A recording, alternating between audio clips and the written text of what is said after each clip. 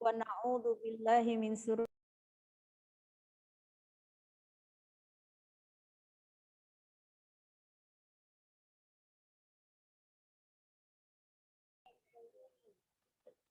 Afwan, saja nggak ada suara. Kok suaranya hilang?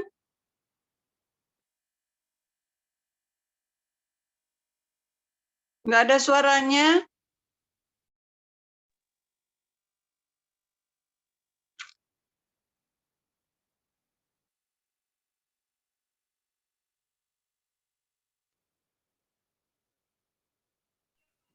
Nggak ada suara, cuma dengan chat. Iya, cek lagi ya Bu. Sudah, iya. Iya, tak sengaja kepencet. Masya Allah. Saya tadi nggak sengaja mencet. Kita ya. Bismillahirrahmanirrahim. Kita ulang ya Bu. Assalamualaikum Ya. warahmatullahi wabarakatuh. Waalaikumsalam Waalaikumsalam warahmatullahi wabarakatuh. Alhamdulillahirabbil alamin. Wassalatu wassalamu ala Rasulillah sallallahu alaihi wasallam wa ala alihi wa ashabihi ajma'in. Masya Allahu kan wa malam yasha lam yakun la haula wa la quwwata illa billahil aliyyil azim. Rabbi surahli sodri wa yasirli amri wahlul uqdatam min lisani yafqahu qawli amma ba'd. Ibu-ibu rahimakumullah, alhamdulillahirabbil alamin. Pada kesempatan sore hari ini Allah memberikan kepada kita kemudahan untuk kembali hadir bersama dalam majelis ta'lim kita. Alhamdulillah ada Bu Hermin. Assalamualaikum Bu Hermin. Ada Bule yang sudah hadir dari tadi, Bu Khadijah. Salam. Masya Allah Bu Hermin, semoga sehat selalu. Bu Arna. Amin, amin. Ada Mbak Zul, Bu Ati, Bu Dar, dan yang lainnya. Semoga Allah senantiasa memberikan taufik, kemudahan untuk senantiasa berada di jalannya. Dalam hal ini kita masih diberikan kesempatan untuk bersama-sama tholabul ilmi. Ibu-ibu sekalian, insya Allah pada kesempatan sore ini kita akan melanjutkan pembahasan kita. Masih ada beberapa hadis yang tersisa di bab 56 sebenarnya Bu, tapi berisi cerita panjang yang monggo ketika ada waktu kita bisa membaca di sela-sela kesibukan kita.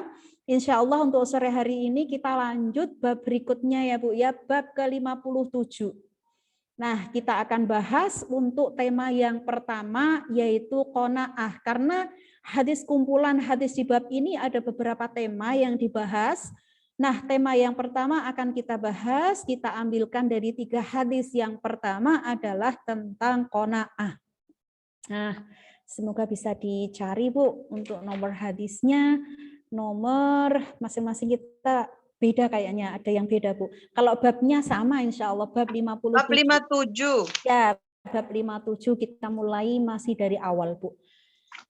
Jadi di dalam bab ini ada beberapa tema. Yang pertama adalah tentang qanaah, nanti ada ifah gitu ya, ada qanaah, ada ifah, ada beberapa bab yang lain juga. Insya Allah kita akan mulai dengan bab tema yang pertama pada bab ini adalah qanaah. Satu hal yang kalau itu dimiliki oleh seorang mukmin, terutama akhwat Bu, terutama kita sebagai seorang istri, ini akan menjadi sebuah perhiasan yang luar biasa. Nah, kita awali dulu pertama dari pengertian makna dari qanaah itu sendiri. Jadi qanaah secara bahasa artinya merasa cukup. Kalau di terjemahan kitab ini diterjemahkan kepuasan gitu ya. Cuma kalau kita bahas lebih lanjut secara lughah, secara bahasa, artinya qanaah itu adalah merasa cukup. Secara istilah adalah merasa cukup dalam hal ini ketika mendapatkan apapun yang merupakan takdir Allah Ta'ala. Jadi apapun yang kita dapatkan dalam hidup ini sebagai bagian dari takdir yang Allah berikan kepada kita, ada perasaan cukup dalam hati kita. Artinya kalau itu sudah kita miliki, kita memiliki satu sifat akhlak yang luar biasa, yang disebut dengan qanaah. Nah, dulu saya waktu kuliah itu saya ingat sekali itu ada nasyid Raihan itu, qanaah selendangnya gitu. Jadi qanaah itu selendangnya seorang wanita. Nah, qanaah ini dibahas dalam beberapa ayat di dalam Al-Quran, meskipun dalam ayat itu tidak disebutkan secara langsung oleh Allah Ta'ala kata qanaah. Qanaah itu bahasa Arab, dalam ayatnya tidak disebutkan secara langsung, namun di dalam menafsirkan beberapa ayat ini, maka para ulama memberikan penjelasan ayat inilah yang menjadi landasan bahwa qanaah itu adalah suatu hal yang seharusnya ada pada diri kita. Enggak ada alasan bagi kita untuk tidak menerima apa yang Allah berikan kepada kita dengan merasa cukup. Nah, ayat yang pertama adalah surat Hud, ayat yang ke-6. Nah, sehingga dicantumkan oleh Imam Nawawi dalam awal pembahasan bab ini. A'udzu billahi minasyaitonir rajim. Wa ma min dabbatin fil ardi illa 'alallahi rizquha. Allah Ta'ala di dalam ayat ini menyampaikan kepada kita wa ma min dabbatin, dan tidak ada satupun makhluk melata. Manusia termasuk makhluk melata. Maksudnya makhluk melata di sini makhluk yang bernyawa, Bu. Fil ardi, di dalam permukaan, di atas permukaan bumi ini, illa kecuali Allahi rizquha, dijamin rizkinya oleh Allah Ta'ala.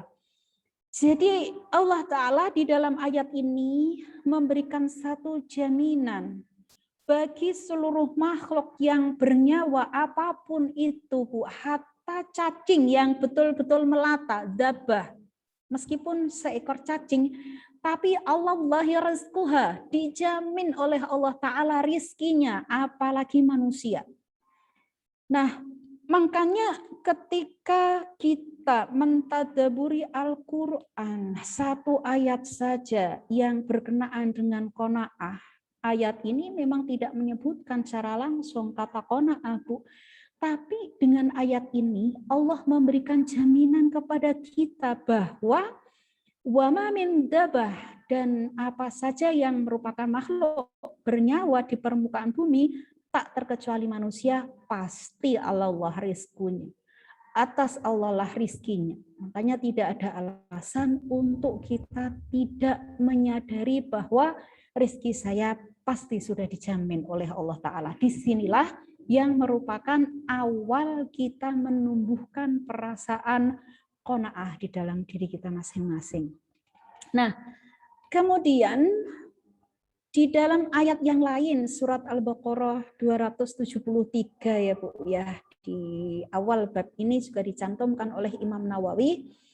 Allah Subhanahu wa Ta'ala memberikan juga kepada kita suatu penjelasan supaya kita menginfakkan sebagian dari nafkah yang Allah berikan kepada kita sebagai salah satu dari sebab Allah memberikan rizkinya kepada sebagian hamba-hambanya.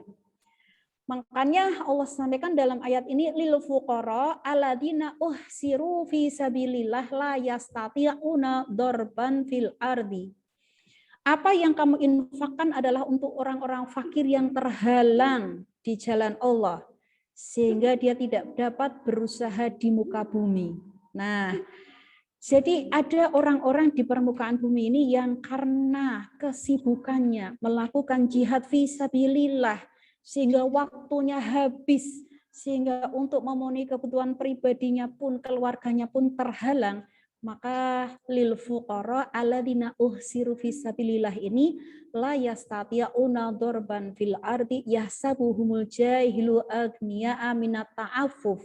Terkadang mereka menjaga diri dari meminta-minta, tapi justru jenis yang demikian inilah yang sebenarnya berhak untuk mendapatkan sebagian dari nafkah, harta yang Allah Subhanahu wa Ta'ala titipkan bagi kita semua.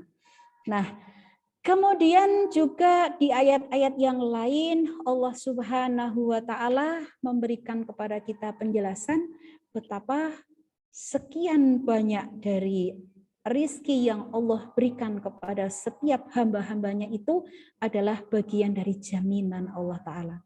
Nah, kita saja Bu, kalau merenungi beberapa ayat tadi, ketika memiliki suami katakanlah, atau kita yang bekerja memiliki pimpinan, yang kita merasa suami kita atau pimpinan kita itu memiliki satu kemampuan untuk menjadi jalan rizki bagi kita, istri dan anak-anaknya, itu kita bisa merasa bahwa kita itu aman.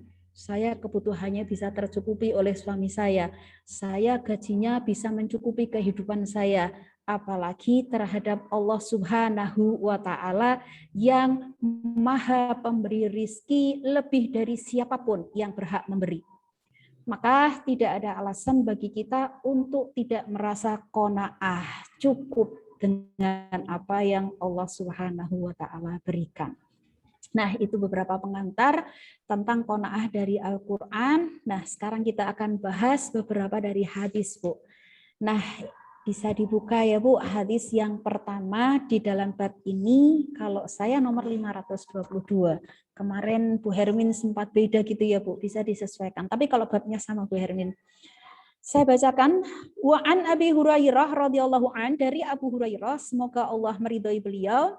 Anin Nabi Shallallahu Alaihi Wasallam, dari Nabi Shallallahu Alaihi Wasallam qol, beliau Nabi Shallallahu Alaihi Wasallam berkata, laisal ghina, bukanlah seseorang itu disebut kaya, an kasratil arad, dengan banyaknya harta, walakinal ghina ghina nafs, tapi yang disebut kaya itu adalah karena ghina nafs, kaya hati. Nah, hadis ini sahih, diriwayatkan muttafaqun alaih, Bukhari Muslim. Ada beberapa hal yang bisa kita ambil dari hadis yang pertama. Jadi hadis ini pendek sebenarnya, Bu. Laisal ghina an kasratil arad walakil ghina nafs. Bukanlah orang itu disebut kaya. Jadi kaya itu sebenarnya kaitannya dengan hati, bukan dengan jumlah harta yang dimiliki. Karena ternyata dalam kenyataannya pun banyak orang yang diberi oleh Allah titipan harta banyak tapi masih merasa kurang. Diberikan oleh Allah titipan harta banyak tapi ternyata belum juga cukup untuk mencukupi kebutuhan hidupnya. Nah, berarti yang demikian bukan definisi ghina yang sebenarnya. Yang pertama, faedah yang kita bisa ambil dari hadis ini adalah bahwasanya kekayaan ghina yang terpuji adalah ghina nafs, kekayaan jiwa. Jadi kekayaan yang terpuji itu bukan kekayaan harta, Bu. Andaikan kekayaan yang terpuji itu adalah kaya harta, maka tentu Qarun itu lebih mulia daripada Nabi Musa. Nah, tapi bukan begitu ternyata. Kekayaan yang terpuji itu adalah ghina nafs, kekayaan hati. Makanya kalau kita melihat kiri kanan, depan belakang, ternyata kok harta yang dimiliki itu lebih banyak daripada yang Allah berikan kepada kita.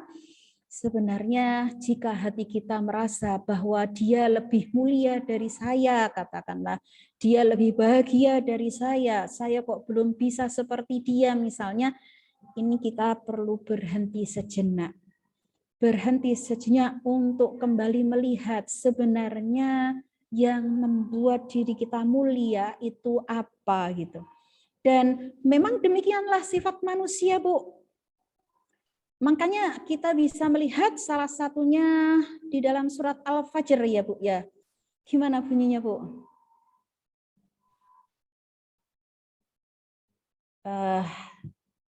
Wal fajr wa layalin asr wa syaf'i wal watr wal lupa. Masya Allah gak ada mushaf. Ambilkan Mas, mushaf Mas. Ya, jadi di surat Al-Fajr itu diceritakan oleh Allah Subhanahu wa Ta'ala bahwa memang manusia itu sebagian besar ketika diberikan oleh Allah Subhanahu wa Ta'ala kemudahan di dalam kelapangan di dalam harta itu merasa mulia. kemudian ketika diberikan oleh Allah Subhanahu wa taala kesempitan di dalam harta, merasa terhina. Padahal bukan seperti itu, bukan seperti itu. Nah, jadi yang membuat seseorang mulia itu adalah salah satunya ketika dia memiliki kekayaan yang sebenarnya, yaitu ghina nafs, kekayaan hati. Nah, itu yang perlu dicatat pertama. Nah, jadi kita lihat coba di dalam surat Al-Fajr ketika Allah Subhanahu wa taala menjelaskan kepada kita tentang hakikat kekayaan. Fa'amal insanu idza mabtalahu rabbuhu fa'akramahu wa na'amahu fayaqulu rabbi akraman gitu. Jadi Allah Subhanahu menyampaikan bahwa ketika manusia itu apabila oleh Allah Subhanahu wa taala diberikan kenikmatan, kelonggaran harta, maka mereka mengatakan fayaqulu rabbi akraman, Allah sedang memuliakan saya begitu. Nah, tapi ayat bawahnya wa amma idza mabtalahu faqadara alaihi rizquhu, ketika rizkinya dikurangi oleh Allah taala, kebanyakan manusia mengatakan fayaqulu rabbi ahanan, Allah toh lagi menghinakan saya. Padahal hina atau mulia itu tidak berada pada harta yang dimiliki, tapi itulah kebanyakan manusia diceritakan oleh Allah taala dalam Al-Qur'an, memang demikian. Nah, yang kedua, hadis ini bisa diambil faidahnya bahwa kekayaan jiwa, ghina nafs, itu akan didapatkan kalau kita bisa menghilangkan sifat toma. Jadi sifat tamak, rakus, itu adalah merupakan salah satu sifat yang menghilangkan qanaah. Jadi kalau seseorang menginginkan sesuatu tidak ada puasnya, ya itulah hakikat dari tamak. Ingin satu gunung Uhud, dikasih satu gunung, ya pengen dapat dua. Kalau orang Jawa bilang dikasih rempel, dikasih hati, minta rempel loh ya. Kasiran Bu Asri. Dikasih hati ya minta rempel loh gitu ya. Iya, kalau dikasih satu kebaikan ya minta kebaikan yang lebih banyak, yaitulah sifat tamaknya di sana. Sifat tamak inilah yang menghalangi kita Bu untuk memiliki sifat qanaah. Nah, tentu ya harus dilatih, terutama wanita, karena wanita itu disebutkan secara khusus oleh Rasulullah Shallallahu Alaihi Wasallam. Bahkan ketika beliau melihat isi neraka, di dalamnya ternyata penghuninya paling banyak adalah wanita. Salah satu sebabnya adalah wanita itu kurang bersyukur terhadap pemberian suami. Kurang bersyukur terhadap pemberian suami itu saudaranya tamak, tidak ada rasa puasnya. Nah, ini yang merupakan lawan dari sifat qanaah. Hadis berikutnya dulu ya Bu ya, hadis yang 523. Wa an Abdullah bin Amr radhiyallahu anhuma, Abdullah bin Amr ya Bu ya, kalau enggak ada wawunya Umar, kalau ada bacanya Amr. Anna Rasulullah sallallahu alaihi wasallam qala, sesungguhnya Rasulullah sallallahu alaihi wasallam beliau menyampaikan, qad aflaha, sungguh beruntung. Qad di sini artinya sungguh beruntung, man aslama, seseorang yang dia itu aslama, memeluk agama Islam, menjadi seorang muslim, waruziqa, dan diberikan oleh Allah rizki kafafan, ifah.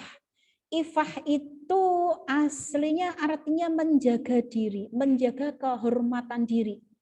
Meskipun dia tidak ada, nggak mau minta-minta. Meskipun dia butuh, tapi tidak menunjukkan butuhnya di hadapan orang banyak. Namanya ifah, menjaga diri. Wa qanna'ahu Allahu bima atahu, dan merasa puas atas apa yang Allah berikan kepadanya. Hadis sahih riwayat Imam Muslim. Jadi hadis ini pernah dibahas di dalam bab sebelumnya. Jadi salah satu kelompok manusia yang beruntung itu yang memiliki beberapa perkara yang Rasulullah Shallallahu Alaihi Wasallam sampaikan dalam hadis ini, Bu. Yang pertama adalah tentu kalau menjadi seorang muslim, apapun yang kita miliki di dunia ini, kalau kita bukan seorang muslim, habaan mansuro. Di hadapan Allah Ta'ala nggak ada artinya, ibarat debu yang berterbangan. Nah, setelah menjadi seorang muslim, maka apa nikmat Allah Ta'ala yang ketika dimiliki itu dia beruntung adalah memiliki sifat ifah. Ifah ini adalah perhiasan yang mendampingi sifat qanaah. Orang ketika qanaah merasa cukup dengan apa yang Allah berikan, entah itu banyak, entah itu sedikit. Orang bersyukur karena diberikan oleh Allah nikmat banyak, hampir semua orang bisa, Bu. Kita mendapatkan rizki yang tadinya 1 bulan diberikan oleh Allah rizki uang misalnya 2 juta, kemudian Allah berikan kok bulan itu dapat 5 juta. Wah, Masya Allah, semua orang nggak ada yang nggak bisa, pasti mengatakan bahwa kita akan mengatakan alhamdulillah. Kalau kita orang Islam yang kita paham terhadap syariat, maka pasti semua lisan kita secara refleks akan mengatakan alhamdulillah. Segala puji bagi Allah.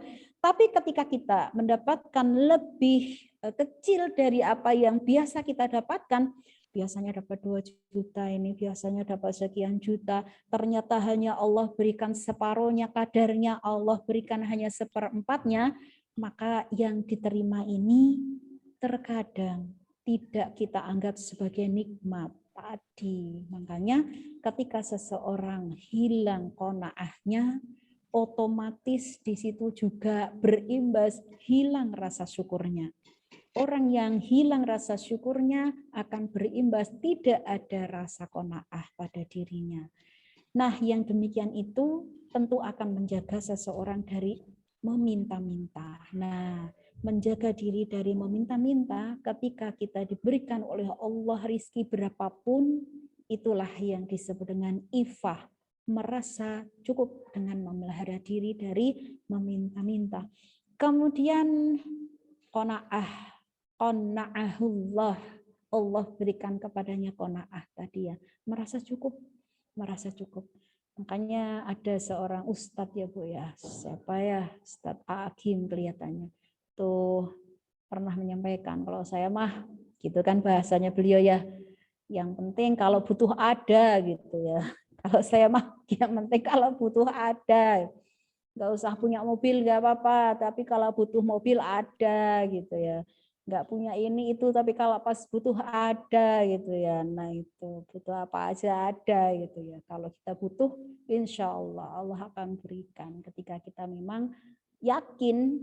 Nah yang jadi masalah terkadang kita nggak yakin gitu loh. Padahal ada hadis qudsi ana inda dzanni abdi bi. Sama-sama kita itu yang satu butuh, yang satunya butuh. Ada 2 orang sama-sama butuh, tapi yang satunya yakin Allah pasti beri kalau saya butuh, yang satunya tidak yakin, bisa jadi yang Allah berikan hanya pada 1 orang yang butuh. Makanya akhlak suudzon billah, berburuk sangka kepada Allah Ta'ala itu termasuk dosa besar. Karena apa? Karena itu adalah menghalangi nikmat yang akan Allah berikan kepada kita. Nah, hadis yang kedua itu Bu, saya sampai 2 ini dulu ya Bu. Yang ketiga kelihatannya agak panjang, tapi nanti kalau masih ada waktu insya Allah kita sambung. Tapi dari 2 hadis yang tadi kita bahas, barangkali ada di antara ibu-ibu yang menambahkan atau ada yang saya sampaikan yang perlu dikoreksi, monggo dipersilahkan. Ini sudah ada Bu Edi nih, Mbak Nana nih, Bu Edi. Ada Bu Burhan, ada Bu Sri, ada Mbak Dewi nih. Silahkan, barangkali ada yang mau menambahkan boleh. Silahkan dibuka audio boleh Bu, atau dituliskan di chat juga boleh. Monggo. Dibuka dong videonya Bu. Yang tidak punya udzur bisa dibuka videonya nggih. Iya Bu Khadijah atau Bu Burhan, monggo silahkan Bu Burhan. Barangkali ada yang mau disampaikan. Ada. Iya Bu, saya masih punya hutang Bu Burhan ya Allah. Kalau lupa terus Masya Allah. Saya masih ingat tapi sebenarnya penjelasan pas kajian Ustaz Kastori. Insya Allah saya semoga diberikan Allah kemudahan membalas WA-nya Bu Burhan. Insya Allah. Bu Edi, saya kangen banget, lama nggak ketemu Bu Edi, Masya Allah. Bu Muni, Assalamualaikum. Ya Allah, Waalaikumsalam gimana nih? warahmatullahi. Ada yang mau disampaikan? Belum ada ya. Masya Allah, saya kalau lihat Mbak Siva ya inget Bu Edi ya. Lihat Mbak Siva ngapalkan Quran, lihat Bu Edi, ingat Bu Edi itu, Masya Allah. Ya berkah lah. Ya, kalau belum ada saya Bu Bibi tadi, Bu Burhan ada yang mau disampaikan Bu? Enggak. Betul, nggih, saya lanjut dulu hadis yang ke-524 nggih.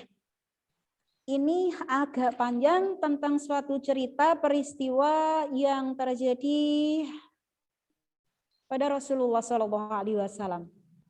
Wa an Hakim bin Hizam radhiyallahu an, dari seorang sahabat namanya Hakim bin Hizam. Beliau mengatakan, sa'altu Rasulullah Shallallahu Alaihi Wasallam, saya meminta sesuatu, maksudnya kepada Rasulullah Shallallahu Alaihi Wasallam. Maka fa'atoni, Rasulullah SAW memberiku. Dia minta sesuatu, ini sahabat ini. Rasulullah SAW langsung ngasih. Semua sa'altuhu fa'atoni, kemudian aku meminta lagi kepada beliau. Rasul ngasih lagi gitu. Semua sa'altuhu fa'atoni, kemudian aku meminta lagi kepada beliau dan beliau pun fa'atoni, memberi kepadaku 3 kali nih. 3 kali berturut-turut, minta sesuatu, kasih sama Rasul, minta sesuatu lagi, kasih lagi sama beliau, minta lagi kitab. Kalau kita gimana ya? Oh, jangan minta terus gitu ya. Ini 3 kali minta, ini kasih terus sama Rasulullah SAW. Nah, tapi setelah itu, beliau mengatakan, ya Hakim, inna hadal mal khadirun khulbun. Wahai Hakim, sesungguhnya harta itu amat segar dan amat manis. Nah, beliau memberikan satu kiasan ini. Faman akhadahu bisakhawati nafsin burika lahu fihi. Maka barang siapa mengambilnya dengan kemurahan jiwa, dia akan memberikan keberkahan. Karena 3 kali minta terus, dari kasih terus, maka beliau memberikan satu penjelasan. Memang Bu, menyantuni, saya sering sih bilang sama teman-teman Bu di sini, menyantuni dengan harta kita itu susah. Tapi menyantuni akhlak jauh lebih susah. Jadi kalau kita diberi kelonggaran harta, kemudian kita memberi kepada seseorang, ya bisa jadi suatu ketika disempitkan harta kita, kita merasa susah ngasih seseorang. Tapi ada yang lebih susah, apa itu? Menyantuni akhlak. Makanya Rasulullah SAW begitu 3 kali minta terus, sahabat tadi, kemudian beliau memberikan satu penjelasan, kalau ya memang harta itu sesuatu, dunia itu sesuatu yang segar, manis, enak gitu. Bagaimana nggak enak dapat sesuatu dari orang lain kok gitu ya. Nggak ada yang nggak merasa senang itu kalau kebanyakan orang. Tapi kalau kita mengambil dengan kemurahan jiwa, maksudnya di sini qanaah, sebenarnya merasa cukup, dia akan memberikan keberkahan. Ada satu hukum mafhum mukhalafah, hukum kebalikannya berarti di sini. Kalau kita mendapatkan dunia, tapi yang tadinya itu sebenarnya enak gitu, sebenarnya bisa kita nikmati. Tapi kalau jiwa kita sendiri tidak qanaah, ya tidak akan mendapatkan keberkahan. Nggak ada satu manfaat yang bisa kita rasakan. Nah, makanya beliau memberikan penjelasan lagi. Waman akhadahu bi israfi nafsin lam yubarak lahu fihi. Maka barang siapa mengambilnya dengan ketamakan, nggak ada rasa cukupnya, maka dia nggak akan mendapatkan keberkahan. Makanya kalau kita nyari dunia Bu, kayak orang lari ngejar bayangannya.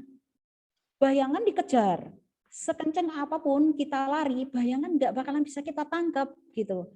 Nah itulah makanya kalau kita lari ngejar dunia terus tapi perasaan kita nggak cukup terus, ya udah hilang keberkahannya, kata Rasulullah SAW begitu. Nah makanya beliau sampai mengatakan wa kana alladzi ya'kula wala yasba, sampai saking beliau ingin berikan penjelasan lebih jelas, terkadang ada orang yang makan terus gitu dari pagi sampai sore, tapi apa kata beliau, wala yasba, tidak merasa kenyang. Wal yadul ulya khairun min yadil sufla, dan tangan yang di atas lebih baik daripada tangan yang di bawah. Maksudnya memberi lebih baik daripada menerima. Nah, kemudian waqala Hakim faqultu, kemudian begitu mendapatkan penjelasan Rasulullah SAW yang seperti itu, Hakim tadi sahabat tadi mengatakan, ya Rasulullah, waladhi ba'asaka bil haqin, demi zat yang mengutusmu dengan kebenaran, la arza ahadan ba'da syai'an hatta ufariqa dunya. Beliau mengatakan, ya Rasulullah, demi zat yang mengutus engkau dengan kebenaran, aku tidak akan menerima pemberian apapun dari orang lain sampai aku meninggal dunia. Jadi, rupanya Rasulullah SAW, Masya Allah ya, inilah metode pendidikan beliau yang luar biasa. Ketika ada seorang sahabat yang membutuhkan sesuatu, beliau kasih sampai 3 kali. Tapi setelah itu beliau tidak berhenti. Beliau tidak lupa untuk memberikan satu pendidikan akhlak, nafkah, pemberian, infak harta itu balasannya luar biasa, Bu. Tapi yang lebih luar biasa adalah memberikan infak ilmu. Memberikan nasihat, itu namanya memberikan infak ilmu. Nah, sahabat ini, Hakim tadi diberikan infak, suatu penjelasan nasihat yang luar biasa, sehingga dia bersumpah tidak akan meminta-minta lagi sampai meninggal. Nah, makanya kemudian diceritakan lagi dalam hadis ini, fakana Abu Bakrin radhiyallahu anhu, Abu Bakar nih, maka Abu Bakar radhiyallahu anhu ia ta'u hakiman, memanggil hakam. Liuk tiyahu al atau untuk memberikan sesuatu. Nah, dites ini sama Abu Bakar. Fayaba ayak bala minhu syai'an. Maka hakim tadi tidak menerima pemberian Abu Bakar tersebut. Nah, gantian habis itu Umar. Semaina Umar radhiyallahu an da'a biyuk tiyahu. Gantian. Umar juga begitu, memberikan sesuatu kepada hakim, tapi hakim tidak menerimanya. Fa'aba ayak balahu. Faqala, maka kemudian Umar pun berkata, ya ma'syaral muslimin, wahai sekalian muslimin, ushidukum ala hakim anni a'ridu alaihi haqqahu alladhi qasamahu Allahu lahu fi hadal fa'i. Maka kemudian Umar mengatakan, wahai sekalian muslimin, aku persaksikan kepada kalian bahwa aku telah menawarkan baginya fa'i. Fa'i itu harta rampasan perang yang menjadi haknya. Tapi dia enggan menerimanya. Nah, yang demikian ini karena dia pernah bersumpah di hadapan Rasulullah SAW. Fayaba ayakhudahu falam yarza hakimun ahada minan nas ba'dan Nabi SAW hatta tuwifiyah. Jadi hakam membuktikan sampai ketika perang di masa Umar bin Khattab aslinya berhak diberi fa'i, bagian dari rampasan perang, tapi tidak mau menerima. Sampai beliau meninggal pun tidak mau menerima pemberian dari orang lain.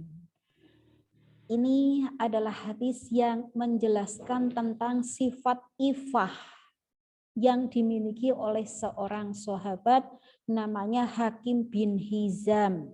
Hakim bin Hizam ini memiliki satu sifat ifah yang beliau jaga sampai meninggal. Ada beberapa hal yang bisa kita ambil dari hadis ini. Yang pertama, hadis ini menunjukkan sifat dermawannya Rasulullah SAW. Meskipun sudah diminta, dikasih lagi, diminta lagi, dikasih lagi sampai 3 kali ya Bu ya. Kemudian yang kedua, hadis ini memberikan satu faidah tentang kewajiban memberikan nasihat.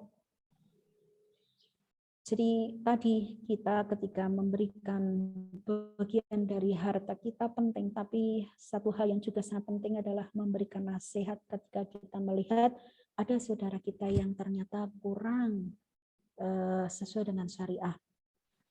Kemudian yang ketiga, yadul ulya khairun min sufla. Tangan yang di atas, orang yang memberi lebih utama daripada orang yang diberi. Nah, kemudian yang berikutnya lagi adalah bahwa mengumpulkan harta yang tidak kita manfaatkan itu tidak akan memberikan kebaikan. Bahkan bisa jadi memberikan madharat. Nah, jadi kalau kita dalam mencari harta hanya digunakan untuk dikumpulkan saja, tidak akan memberikan manfaat, Bu. Kenapa? Karena yang merupakan rizki bagi kita itu hakikatnya hanya 3. Masih ingat, Bu? Harta yang Allah berikan kepada kita, itu yang merupakan jatah rizki kita, itu aslinya hanya 3, apa saja. Jangan ada yang masih ingat, Bu. Apa, Bu Hadijah? Apa yang kita makan? Ya, terus. Berapa ya 3 ya? Apa yang kita pakai kalau nggak salah ya? Ya, Terus yang ketiga? apa yang kita tempati? Yang kita tempati, masa itu yang tempati nggak sendiri ya? Makan. Apa Apa yang yang makan? sedekahkan? Kita pakai apa yang kita lupakan? Iya, jadi yang merupakan harta kita, yang Allah kasih ke kita barangkali banyak, Bu. Jangan ada yang dikasih Allah Subhanahu wa taala banyak. Tapi aslinya yang itu merupakan rizki kita itu hanya 3. Apa yang kita makan, apa yang kita pakai, apa yang kita infakkan, apa yang kita sedekahkan. Jangan mau beli rumah 5 karena anaknya 5, bukan punya jenengan. Ya punya putra-putranya panjenengan. Iya. Kita mau beli apapun misalnya ya, itu yang bisa kita nikmati, yang kita makan, yang kita pakai, yang kita sedekahkan yang sampai ke akhirat nanti. Nah, yang lain-lainnya untuk apa manfaatnya bagi kita? Nah, ini yang perlu dipertanyakan kembali. Nah, kemudian berikutnya lagi adalah hadis ini menjelaskan tentang ifah. Ifah, menahan diri dari meminta-minta kepada orang lain ya, kecuali memang dalam keadaan darurat. Nah, namanya darurat ya. Namanya darurat ketika tidak memberikan ketika tidak menerima sesuatu dari orang lain, kita tidak bisa hidup, katakan ini namanya darurat. Darurat itu yang haram aja jadi halal.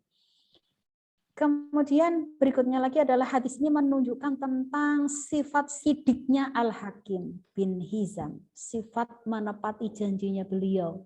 Ketika beliau bersumpah di hadapan Rasulullah SAW tidak akan pernah menerima sesuatu pemberian orang lain, beliau buktikan sampai meninggal, sampai-sampai harta fa'i itu rampasan perang, Bu, yang diperoleh tanpa pertumpahan darah. Itu pun beliau tidak mau menerima di masa pemerintahan Umar bin Khattab sampai beliau meninggal.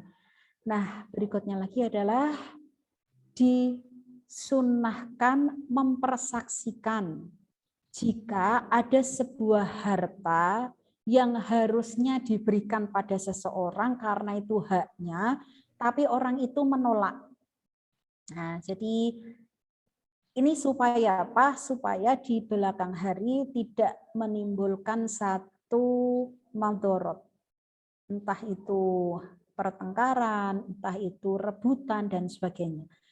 Jadi kalau ada suatu peristiwa, misalnya seseorang itu harusnya mendapatkan suatu harta, hak harta tertentu, tapi dia menolak, ketika menolak itu disunahkan dipersaksikan. Contohnya misalnya bagaimana?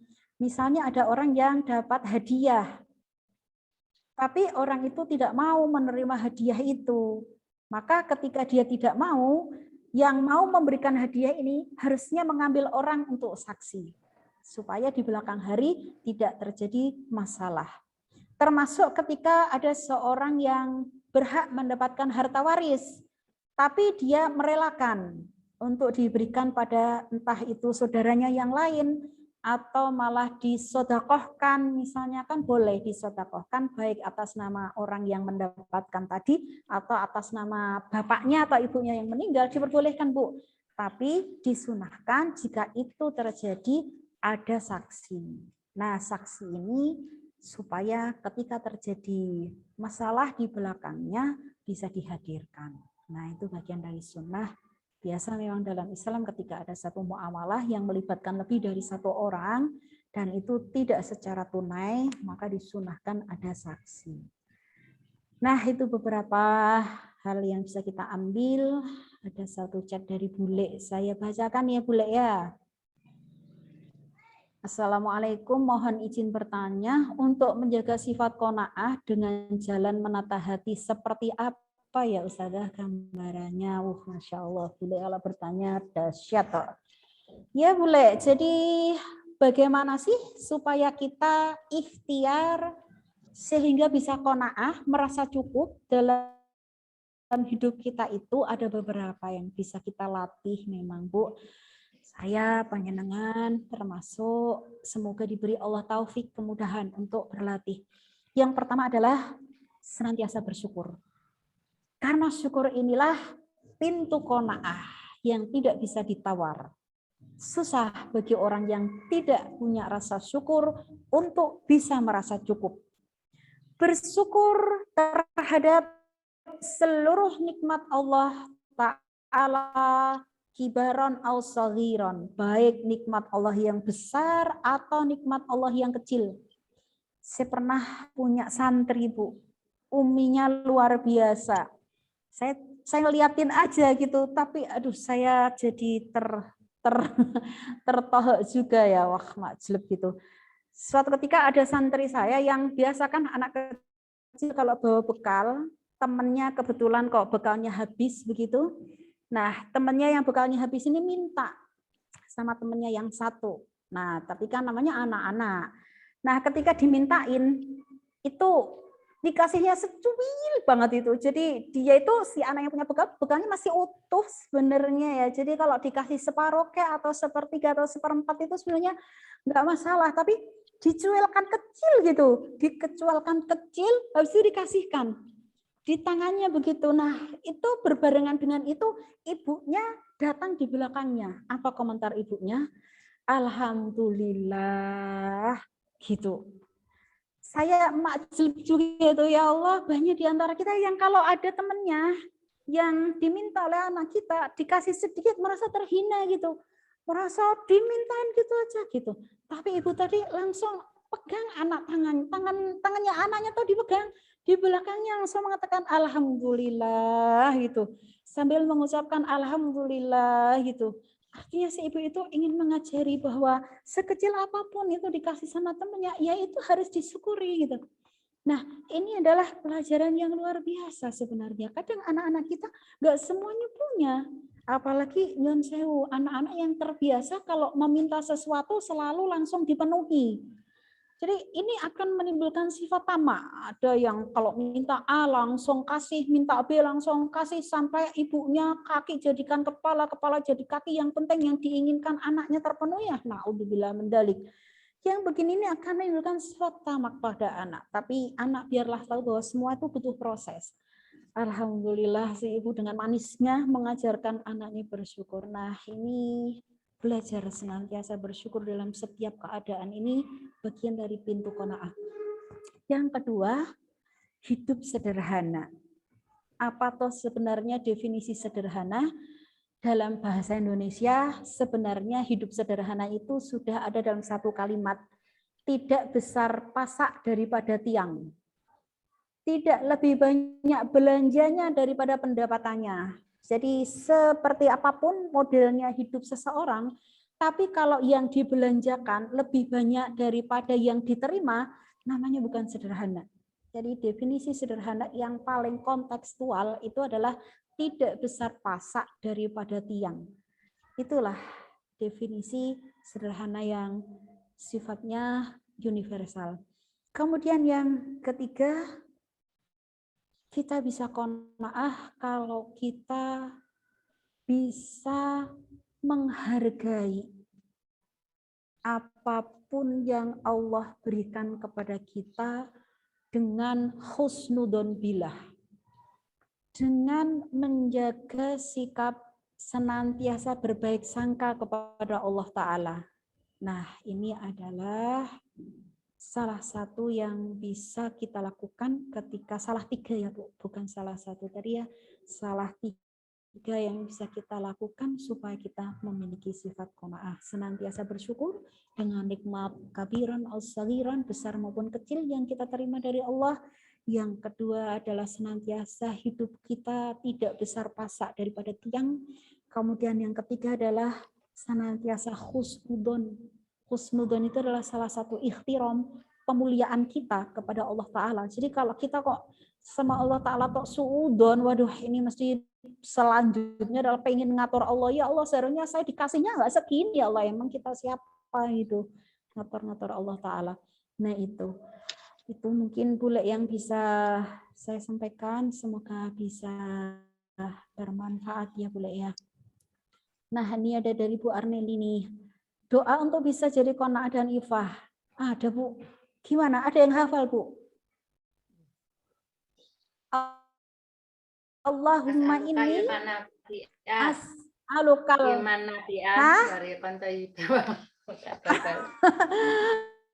Allahumma inni as'aluka yang lain Bu. Yang lain gimana coba? Allahumma inni as'aluka. Budi Bu Ati, gimana Bu? Allahumma ini. Iya, terus Allahumma ini as'alukal huda wal afafa wal ghina. Ya, Bu Anil udah hafal itu. Nah, tapi enggak tahu itu artinya. Artinya apa, Mbak? Itu Allahumma ini. Itu ada di Bu Murni, itu ada di Senul Muslim enggak ya? Ya, ada deh. Nanti tak share insya Allah. Insya Allah. Doa apa berarti judulnya? Kenapa? Judulnya doa apa di Senul Muslim? Di Senul Muslim enggak apa saya kalau judulnya. Oh. Artinya Ya. Mbak artinya. Ya, Allahumma inni, ya Allah, saya as'aluka, sesungguhnya saya as'aluka meminta kepadamu. Allahumma inni as'alukal huda, yang pertama huda, hidayah. Waktu ketakwaan, wal afafa, ifah yang ditanyakan Bu Arnel persis. Wal ghina yang kita bahas, ghina nafs, kaya hati. Jadi kalau Pak baca doa itu bayangannya bukan rumah, mobil, duit, emas gitu, bukan itu. Kalau kita pakai doa itu Allahumma ini as'alukal huda, kita minta diberi oleh Allah huda, petunjuk, watuqa, ketakwaan, wal afafa, ifah, menjaga diri tadi, wal ghina itu ghina nafs qanaah. Persis yang ditanyakan Bu Arnel. Ya, saya bacanya setelah salat subuh. Setelah sholat, semua sholat boleh. Gitu. Itu kan enggak doa khusus subuh. Iya, makasih. Semoga ingat. Saya sudah hafal tapi udah begitulah manusia harus saling mengingatkan. Ya, makasih ya, Mbak. Iya. Bu Edi dong, Bu Edi, mumpung bisa ngobrol sama Bu Edi. Aduh, ini Bu Edi hilang lagi videonya, Masya Allah. Ada mungkin ibu yang lain, monggo silahkan, barangkali ada yang mau disampaikan. Kak, huda itu tadi artinya apa, Mbak? Hidayah. Oh, hidayah. Ya, okay. Hidayah, watuqa, ketakwaan, wal afafa, ifah, wal ghina nafs qanaah. Nggih. Nanti insya Allah saya share Bu Hadijah ya. Bu, ya di-share di grup. Nggih. Iya, Bu. Ada lagi yang lain, Bu? Monggo dipersilakan, atau yang lainnya ada yang mau disampaikan, silahkan Bu. Ada waktu masih beberapa saat, sekitar 10 menit. Walgina tadi apa, Bu? Ghina, kekayaan hati, qanaah. Allahumma ini as'alukal huda, ya Allah sesungguhnya saya minta kepadamu hidayah, wa tuqa, kekayaan, wal afafa, ifah, wal ghina, kekayaan hati. Qanaah itu aslinya artinya qanaah, Bu, kekayaan hati itu ghina nafs. Gih, silahkan Bu Hermin, Mbak Zul lama tidak terdengar suaranya juga. Murni mau nanya. Oke, Bu Edi, Masya Allah, merdu sekali. Malu sebenarnya mau nanya.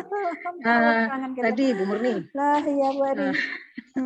Berkenaan dengan sifat tadi ya, Ifa, berusaha untuk menahan diri dari meminta-minta. Sedangkan kan kita kadang di kehidupan bersosial ya, misalnya untuk infak atau sedekah ya misalnya kita ada program memberi apa yang tiap rutin bulanan gitu ya. Nah, misalnya untuk Jumat Berkah kan itu sudah menjadi kesepakatan bersama, misalnya tiap bulan harusnya kita memberi gitu. Tapi kadang kan orang itu ya nggak tahu ya, kalau kita kan harusnya kesadaran sendiri untuk memberikan gitu ya. Tapi kadang nggak tahu ada yang memang senangnya diminta-minta atau gimana, padahal kita sebenarnya mau minta juga malu apa gimana gitu Bu Murni, dibiarkan saja sudah nanti kapan seingatnya beliau atau gimana ya gitu. Beberapa orang maksud saya gitu. Iya, iya Bu Edi. Jadi yang dimaksud dengan ifah menjaga diri di sini adalah menjaga diri dari meminta-minta untuk kebutuhan pribadi kita. Jadi kalau itu untuk kebutuhan umat, apalagi orang yang tadi kita berinteraksi dengan beliau ini adalah memang itu punya kewajiban, maka menjadi suatu hal yang pahalanya luar biasa ketika kita mengingatkan. Jadi mengingatkan seseorang untuk infak, mengingatkan seseorang apalagi untuk zakat, itu bagian dari amal soleh, wa tawassaw bil haq, wa tawassaw bis sabr. Karena memang pada kenyataannya tidak setiap orang punya kesadaran untuk menunaikan hak hartanya. Padahal nih ada ceramahnya Syekh Jabir. Siapa Bu yang meninggal Bu? Ali Jabir. Wah bagus banget tuh. Bu Edi nanti insya Allah tak share nih bonus Bu Edi. Yang lain juga monggo ibu-ibu yang bersake. Beliau sempat menyampaikan kalau kita meninggal itu kan pada mau minta hidup lagi nih manusia Bu. Nah salah satunya yang mau dilakukan oleh seseorang yang minta hidup lagi itu apa? Sedekah. Bukan minta untuk bisa sholat lagi, bukan minta untuk bisa haji, bukan minta untuk bisa umroh, bukan minta ini itu, yang semuanya tentu baik. Tapi yang diminta adalah supaya bisa sedekah. Kenapa? Karena rupanya orang yang di alam kubur itu diperlihatkan oleh Allah Ta'ala balasan-balasan dari amal soleh yang pernah dilakukan. Dan si mayat ini mempersaksikan betapa luar biasanya balasan pada orang yang bersedekah. Jadi andaikan kita ini meninggal, kok masih punya harta, tumpukan harta yang banyak sekali, kita akan diceritakan, akan minta untuk kembali hidup di surat 63 itu. Surat 63 itu, coba jangan baca, ada ayat yang menceritakan orang yang meninggal itu akan meminta kembali untuk hidup supaya bisa sedekah. Nah tadi kan nggak semua orang punya kesadaran memang, maka bagian dari watawassaw bil haq saling mengingatkan itu ya, memberikan nasihat tentu dengan cara yang ma'ruf. Bukan itu yang dimaksud buat dia. Jadi kalau itu silahkan, kita punya pahala luar biasa mengingatkan saudara kita. Tapi yang dimaksud ifah adalah menjaga diri dari meminta-minta untuk keperluan diri kita pribadi, apalagi sebenarnya kita sudah cukup. Karena orang kan sebenarnya yang dijamin oleh Allah apa yang dibutuhkan, bukan yang diinginkan. Jadi Allah Ta'ala tidak pernah menjanjikan untuk memenuhi semua yang diinginkan kita. Tapi yang dijanjikan oleh Allah Ta'ala adalah memenuhi apa yang dibutuhkan oleh manusia. Gitu ya Bu ya. Ini masalahnya tuh kadang kan mereka merasa kayak ini kok tuh kayak orang ngejar-ngejar aja lah. Itulah. Kita berpikir gitu itu loh. Tambah dikejar aja. Tambah dikejar aja. Ini kok memaksa ya gitu loh. Jenengan kan nggak sampai dipukuli, nggak sampai dilemparin batu. Tambah kejar aja. Orang yang begini tambah kejar aja. Kejarnya pakai ayat kalau perlu Bu Edi. Kejarnya pakai hadis, kejarnya pakai Quran gitu. Iya.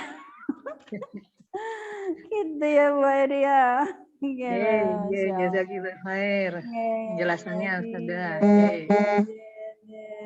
Oke, monggo mungkin ada yang lainnya silahkan Bu. Assalamualaikum Umi. Waalaikumsalam warahmatullahi. Kedengaran ini suaranya sekarang. Alhamdulillah. Gimana Mbak? Masih agak-agak error tapi ini alhamdulillah bisa. Bisa nyala nih. Tanya Umi. Mau tanya. Gini kan, suatu hari tuh nggak cerita ya. Emang cerita, aku ketemu teman. Terus cerita-cerita kok sampai aku tuh cerita yang itu loh Mi, hadis 1000 nyawa itu loh Mi, Oh yang ya. pendeta kan. Yang tadinya aku agak lupa itu. Lah aku cerita Ya, itu membunuh 99 orang. terus kan Kemudian dia ketemu sama itu terus bunuh lagi satu ya Mi ya. ya ahli ibadah. Tanya, Terus itu aku udah bunuh 99. Gimana ini aku mau tobat? Wah, kamu nggak bisa, kebanyakan dosa. Enggak Bunuh bisa kamu langsung udah dia. gitu kan, terus dibunuhlah orang itu, Ya, terus dia mengadakan perjalanan itu terus sampai hijrah. tengah menuju daerah pertobatan, dia meninggal ya Mi. Terus diukur Lebih dekat ke daerah yang dia masuk ke daerah pertobatan. Ya.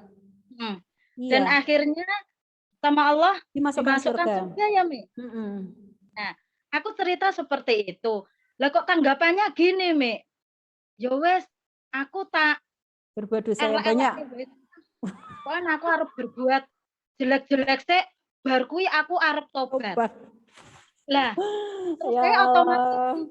kita refleks kan, kita jawabnya gini, lo emangnya jenengan ngerti ajalmu kapan? Kan gitu ya, Mi. Nah, untuk menghadapi orang yang bicara seperti ini, bagaimana sikap atau jawaban kita, Mi, yang tepat gitu, Mi? Ya, yang Tahilah pertama, khair, Mi.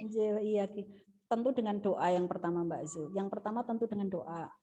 Namanya orang berdakwah gitu, resikonya ada yang menerima, ada yang menolak. Tapi tetap kita berdoa. Yang kedua, dengan membacakan syarahnya.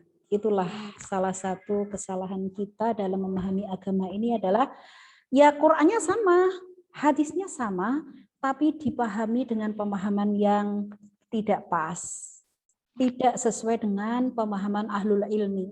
Padahal dalam memahami agama ini kita diperintahkan fas'alu ahla dzikr in kuntum la ta'lamun. Jadi ar-ruju ilal Qur'an was sunnah, kembali kepada Al-Qur'an dan sunnah, itu bagi kita yang orang awam itu bukan baca Qur'an langsung diamalke, maca hadis langsung diamalke, enggak gitu. Itu sangat terbuka peluang untuk kita sesat justru. Dola wa adola, yang lebih parah lagi sesat dan menyesatkan. Nah, yang paling selamat adalah fas'alu ahla dzikr. Jadi kalau kita adalah orang awam, maka yang paling baik ketika kita mau mengamalkan Quran, kita mau mengamalkan hadis, kita mau menyampaikan Quran, kita mau menyampaikan hadis adalah bertanya dulu maksudnya ayatnya apa, istidlal pengambilan dasar hukumnya bagaimana. Oh, ini ada hadis, pengambilan dasar hukumnya apa. Itu kan hadis ada syarahnya Mbak Zul. Jadi jangan kalau beli Riyadhus Shalihin misalnya ya, itu ada bukunya syarah Riyadhus Shalihin, itu di Riyadhus Shalihin ada di bab tentang taubat. Nah, jadi kalau Mbak Zul menyampaikan, oh isi hadisnya ini faidah, makanya kita kan baca hadis, apa sih faidahnya? Saya nggak ngarang juga, menyampaikan juga syarahnya. Nah, dengan begitu orang tidak salah mengambil kesimpulan. Nah, salah mengambil kesimpulan ini bahaya. Apalagi kalau hadisnya tentang wanita yang memberikan minum anjing dengan air satu sepatunya, habis itu dia masuk surga. Wah, habis itu dia bilang, udah deh, kalau gitu jadi aja pelacur, jadi aja WTS, habis itu nyari anjing, kasih air satu gelas, kan aku masuk surga. Waduh, kesimpulannya bisa begitu nanti. Padahal itu kesimpulannya adalah bahwa taubatnya si wanita pezina ini karena taubatan nasuha, sehingga dosa-dosanya semuanya diampuni oleh Allah Ta'ala, menyebabkan si wanita ini masuk ke surga meskipun amalannya sangat kecil. Tapi bukan karena amalannya itu doang, tapi karena taubatan nasuhanya. Makanya hadis-hadis demikian itu masuknya ke dalam bab taubat. Begitu juga dengan pembunuh 1000 nyawa tadi, masuk 100 nyawa kok 1000, masuknya ke dalam bab taubat. Makanya ada baiknya kalau kita menceritakan suatu dalil disertai dengan tafsirnya kalau Quran, disertai dengan hadis itu dengan syarahnya kalau itu hadis. Begitu ya Mbak. Itu hadis tentang taubat itu. Iya, taubat yang diterima oleh Allah Ta'ala meskipun amalannya itu baru jalan ke daerah di situ orang yang beramal soleh tetap juga dimasukkan Allah ke surga. Iya. Gitu ya Mbak. Iya. Makasih Umi. Ada lagi. Iya, sama-sama. Begitu ya Bu, mungkin ini dulu yang bisa kita bahas pada kesempatan sore hari ini. Masya Allah, saya senang sekali. Alhamdulillahirrabbilalamin bisa bertemu dengan panjenengan semuanya. Saya tadi ketemu Bu Topo, ya Allah, nangis saya sampai rindu banget saya sama Bu Topo. Lama banget tidak ketemu, apalagi ceritanya cerita Bu Isa. Masya Allah, Bu Isa yang beberapa pekan sebelumnya sebenarnya masih Zoom. Waktu itu Zoom-nya saya ingat sekali terakhir beliau ikut Zoom itu dari rumah sakit. Habis itu dengar-dengar beliau sudah meninggal. Masya Allah, kita doakan semoga Allah memberikan kepada saudara-saudara kita kemudahan di dalam menghadapi fitnah kubur maupun apa yang beliau sama kerjakan mendapatkan Allah Ta'ala balasan yang sepadan. Amin ya rabbal alamin. Kita sampai di sini dulu ya Bu. Semoga diberikan taufik untuk dapat mengamalkan ilmu yang kita pahami. Kita akhiri dengan hamdalah dan doa penutup majelis. Alhamdulillahirabbil alamin. Subhanakallahumma wa bihamdika asyhadu an la ilaha illa anta astaghfiruka wa atubu ilaik. Mohon maaf jika ada yang kurang berkenan. Semoga Allah berikan kemudahan kita untuk dapat kembali ke tempat di masa yang akan datang. Wabillahi taufiq wal hidayah. Assalamualaikum warahmatullahi wabarakatuh. Waalaikumsalam warahmatullahi wabarakatuh. Nuwun Bu Murni. Jazakallah khairan. Iya. Kita tahu